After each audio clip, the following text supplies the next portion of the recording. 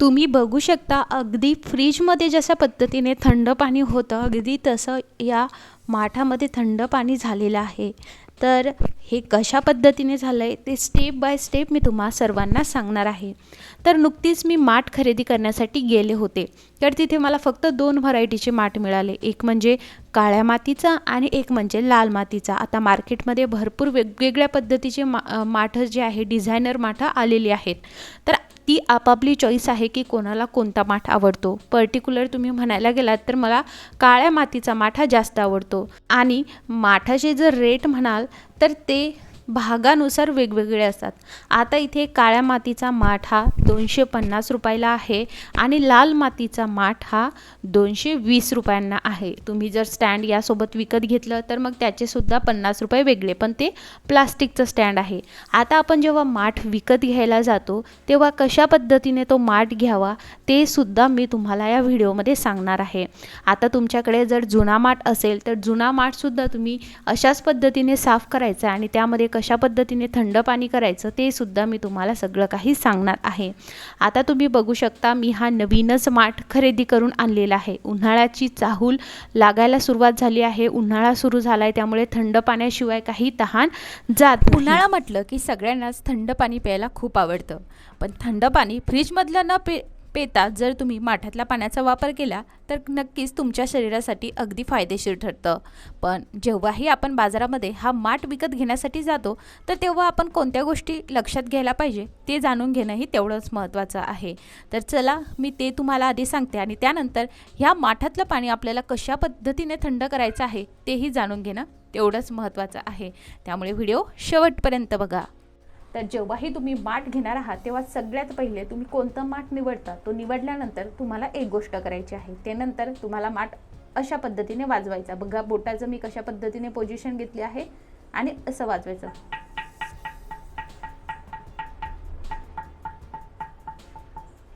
जर तुम्हाला असा आवाज येत असेल याचा अर्थ हा माठ अतियोग्य आहे. असा आवाज येणं गरजेचं आहे. जर हाताने तुम्हाला नाही वाजवायचं म्हटलं तर तुम्ही कोणताही एक छोटासा दगड वगैरे घेऊन अशा पद्धतीने वाजवू शकता, पण त्याचा आवाज असाच आला पाहिजे. त्यानंतर दुसरी टीप, जेव्हाही तुम्ही हा माठ घेत आहात तेव्हा तो बाहेरून असा तुम्हाला गुळगुळीत आणि एकदम असा सॉफ्ट दिसेल.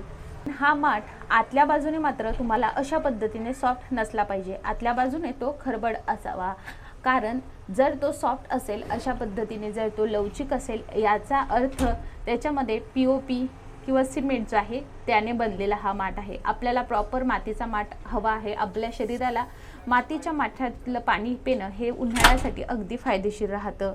होप तुम्हाला माठ कशा पद्धतीने निवडायचा हे तुम्हाला समजलं असेल. आता बघा माठ म्हणजे माती आणि माती म्हणजे अनेक मिनरल्स आणि पोषक घटकांचा खजिना आहे. आपल्या पूर्वजांना त्याचं महत्त्व ठाऊक होतं, तसेच त्याचा वापर कसा करावा याची माहितीसुद्धा त्यांना होती. म्हणूनच त्यांनी मातीची भांडी बनवायला सुरुवात केली होती. काळी माती ही काळ्या दगडापासून झालेली असते आणि काळ्या दगडातील पाणी हे नेहमीच थंडगार राहत असते. त्यामुळे पर्सनली मी काळा माठच इकडे घेतलेला आहे. बाहेरचा भाग गुळगुळीत पण आतील भाग खरखरीत असला पाहिजे. तो माठ मातीचा आहे असं समजावं. खरखरीत असला तर पाणी पण व्यवस्थित पाझरलं जातं. आता आपण बघूयात की हा माठ कशा पद्धतीने स्वच्छ करायचा.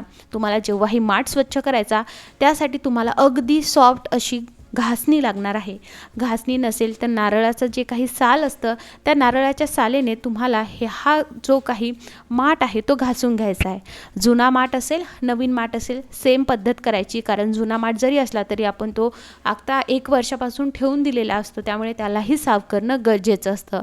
आता मी जी ही घासणी घेतलेली असते ही घासणी मी फक्त आणि फक्त माठ स्वच्छ करण्यासाठीच याचा वापर करणार आहे. त्यामुळे आपल्याला नवीन घासणीचाच वापर करायचा आहे. आता बघा हे आपण अगदी नवीन आणलेलं आहे, त्यामुळे याला साफ करण्यासाठी आपल्याला नक्कीच थोडा जास्त वेळ लागेल.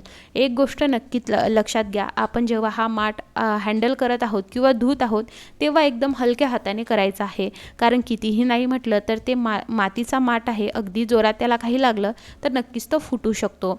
सगळ्यात पहिले आपल्याला त्यावरती पाणी टाकून घ्यायचं आहे. आता तुम्ही बघितलं पाणी टाकताच तो माठ अगदी पाणी जे आहे ते शोषून घ्यायला लागलेलं आहे.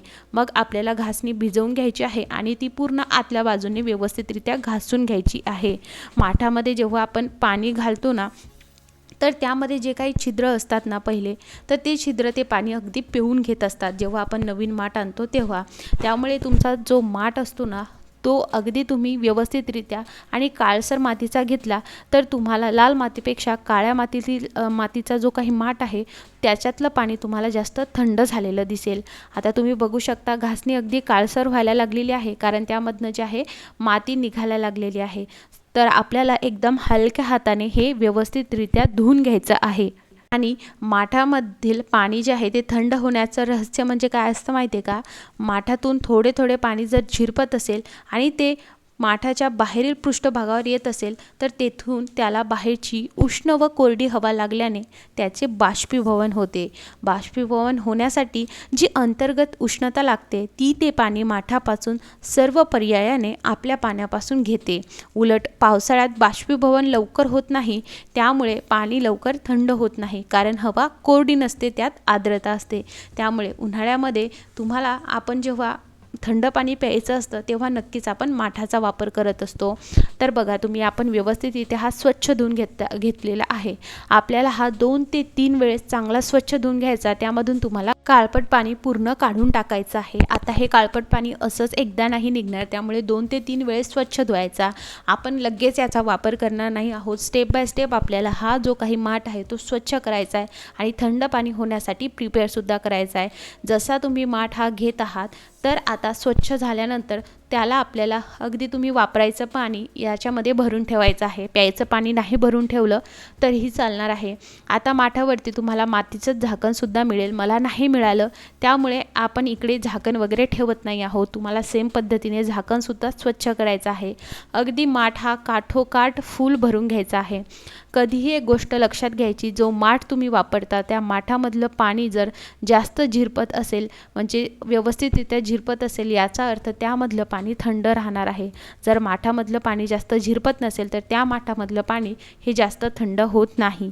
ही गोष्ट नक्की लक्षात घ्यावी. आता बघा हा माठ मी अगदी काठोकाठ भरून घेतलेला आहे आणि असाच तुम्हाला भरायचा आहे. आता यामध्ये आपण जे पाणी भरलेलं आहे ते आता हे जे काही माठ आहे त्याची जी माती आहे ते पाणी आता शोषून घेईल आणि काही पाणी जे आहे ते खाली झिरपत जाईल. आता हे मी असं स्वच्छ करून साधारणतः दुपारी हा स्वच्छ केला आणि हा दुपारपासून ते रात्रीपर्यंत आणि रात्रीपासून डायरेक्ट मी दुसऱ्या दिवशी जे आहे हा असाच ठेवणार आहे. यामध्ये हे पाणी ठेवणार आहे. तर तुम्ही बघू शकता अगदी 24 घंटे झालेले आहेत आणि त्यानंतर बघत आहे तर माठ अगदी अर्धा झालेला आहे. एवढं पाणी त्याचं असं झिरपायला लागलेलं आहे. आता आपल्याला हा माठ पुन्हा एकदा स्वच्छ करायचा आहे. आता सगळ्यात मेन स्टेप आहे ती कशी ती बघणार आहोत. सगळ्यात पहिले तुम्हाला हे जे काही पाणी आहे हे बघायचं आहे की जास्त काळपट येते की काय. मग पुन्हा एकदा तुम्हाला 2 ते 3 वेळेस स्वच्छ पाण्याने धुवून घ्यायचं. आता लगेच त्यामध्ये पाणी थंड होणार नाही. आपल्याला आधी सगळ्या गोष्टी व्यवस्थितरित्या कराव्या लागतील. आता पुन्हा यामध्ये आपण जे आहे पाणी भरून ठेवत आहोत ते पाणी जेवढं रिकामं झालं तेवढं पूर्ण आपण काठोकाठ भरून ठेवायचं आहे आणि एकदा विसळूनसुद्धा घ्यायचं आहे. म्हणजे जर काळं पाणी झालेलं असेल तर ते व्यवस्थितरित्या साफसुद्धा होईल. असं तुम्हाला ही स्टेप 2दा करायची आहे. आता पुन्हा मी यामध्ये सकाळी पाणी टाकून पुन्हा आता हे संध्याकाळपर्यंत असंच ठेवणार आहे किंवा 3 ते 4 तास तुम्ही ठेवलं तरीही चालणार आहे. जुना माठ असेल तर जास्त पाणी करायची गरज नाही. तुम्हाला ही स्टेप फक्त एकदाच करावी लागेल. आता तुम्ही बघू शकता दुपार झालेली आहे. आता यामधलं पाणी बऱ्यापैकी अजूनसुद्धा झिरपलेलं आहे. आता आपल्याला सगळ्यात मेन प्रोसेस करायची आहे. आता हे पाणी आपल्याला फेकून द्यायचं नाही आहे. हे पाण्याचा वापरसुद्धा आपल्याला व्यवस्थितरित्या करायचा आहे. आता हे जे माठातलं पाणी आहे हे पाणी तुम्ही तुमच्या झाडांना नक्की टाकू शकता किंवा इतर गोष्टीसाठी त्याचा वापर करू शकता. पाणी आपल्याला सांडून द्यायचं नाही आहे. तर तुम्ही बघू शकता अगदी थोडाफार जो माठ आहे त्याचं पाणी व्यवस्थित झिरपलं आहे. आणि जर तुम्हाला असं वाटत असेल की माठातलं पाणी अजून जास्त थंड व्हावं तर मग बघा तुम्ही एखादा कपडा, जाड कपडा असा ओलसर करून त्यावरती जर बांधला तरीसुद्धा पाणी थंड राहतं. आपल्या आजी आजोबा जेव्हा करायचे तर ते काय करायचे, जे काळ्या धारीचं पोतं असतं ते व्यवस्थितरित्या ओलं करून ते यावरती झाकण ठेवायचे. ते जास्त वेळसुद्धा ओलसर राहतं आणि त्यामुळे माठ हा जास्त थंड पाणीसुद्धा करत असतो. तुम्ही बघितलं असेल कधी कधी कोणाकडे त्याची अगदी कव्हर केलेली असते. आता बघा आपल्याला यामध्ये पाणी जास्त थंड होण्यासाठी एक अजून गोष्ट करायची आहे. तुम्हाला यामध्ये घालायचं आहे एवढ्या माठासाठी 1 चमचा मीठ व्यवस्थितरित्या यामध्ये टाकून घ्यायचं आहे. मी यामध्ये अगदी मीठ टाकल्यानंतर आपल्याला पुन्हा थोडंसं यामध्ये पाणी टाकून घ्यायचं किंवा आधीच तुम्ही थोडंसं पाणी त्यामध्ये ठेवू शकता. मिठाने निर्जंतुकसुद्धा होईल, पण त्याचबरोबर मिठामुळे आपण याला घासल्यामुळे ना याच्यामधलं जे काही पाणी आपण पिणार आहोत नंतर ते अगदी थंड झालेलं पाणी आपण पिणार आहोत. या मिठामुळे पाणी अगदी थंड राहतं. आता पुन्हा घासणी घेऊन तुम्ही मिठाने व्यवस्थितरित्या हे घासून घेऊ शकता. पण आता आपण हे व्यवस्थित घासलेलं आहे त्यामुळे मी यामध्ये थोडंसं पाणी टाकून हे मिठाचं पाणी तुम्हाला आतल्या बाजूने पूर्ण लावून घ्यायचं आहे. हे मिठाचं पाणी आतल्या बाजूने आणि त्याचबरोबर जो काही माठ आहे त्याच्या तोंडाला सुद्धा व्यवस्थितरित्या लावून घ्यायचं आहे आणि अर्धा तास तसंच ठेवायचं आहे.